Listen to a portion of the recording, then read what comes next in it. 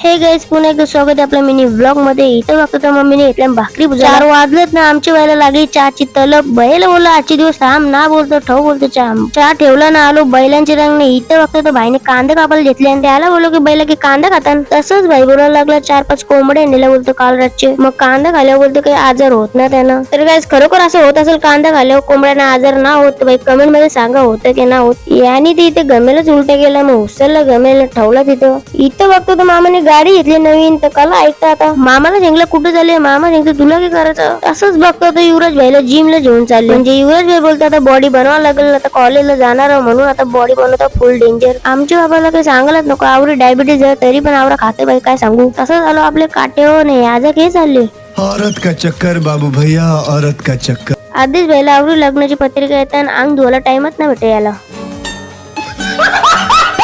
मोहनाची दुकान आलतोच, मग मांगुली लस्सी नाही यो बाई शिंक बरा झाला बोलतो मांगुलीच लस्सी. आज याने सकाळ पासून आवडा काही बी खाल्ले, कसा पोट बाई याचा. बघतो तो मयुराने लगेच पॅटीस पण मागवलं. तर चला बाई आता जोर जाऊ.